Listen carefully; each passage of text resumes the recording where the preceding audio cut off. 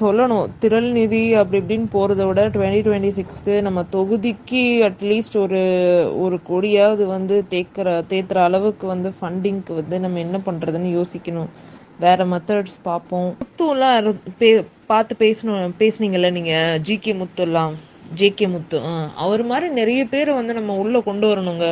இல்லைன்னா இந்த மாதிரி அலையன்ஸு இதெல்லாம் பேச்சுக்கள் வந்து அதிகமா வந்து உள்ளேயே பரவ ஆரம்பிக்குது. நம்ம அதை தவிர்க்கணும் அப்படின்னா வணிகர் கூட்டமைப்புகள் அந்த மாதிரி அவங்கள இது பண்ணி போகணும். அதுக்கு ஏதாவது ஒரு நியூட்ரல் ஆட்கள் வீட்டில் சந்திப்புகள், கட்சி சேனல்ல போட்டு கூட அவ்வளோ கலெக்ட் ஆகல. நம்ம வந்து சரியான ஆடியன்ஸை ரீச் பண்ண மாட்டேன்றோம். நேத்து நைட்டு அண்ணன் வீடியோ நீங்க போட்டீங்க இல்லையா, அதுல காலையில எந்திரிச்சு பார்த்தா 3 லட்ச ரூபா கலெக்ட் ஆயிருக்கு. அதுவே ஒன்றும் தெரியாம. ஏங்க 3 லட்சமா? 5 லட்சம் வந்திருக்குங்க நான் போட்டதுக்கு பிறகு. என்ன டேட்டா எடுக்கிறீங்க? 1,36,000 இருந்துச்சு. இப்போ எப்படி இருக்குன்னு பாருங்க. இப்போ வரைக்கும் சொல்றீங்க, நான் நைட்டு மட்டும் 8 மணி நேரத்துக்குள்ள நீங்க போட்டு தூங்கிட்டீங்கல்ல, 8 மணி நேரத்துல 3 லட்ச ரூபா இருக்கு.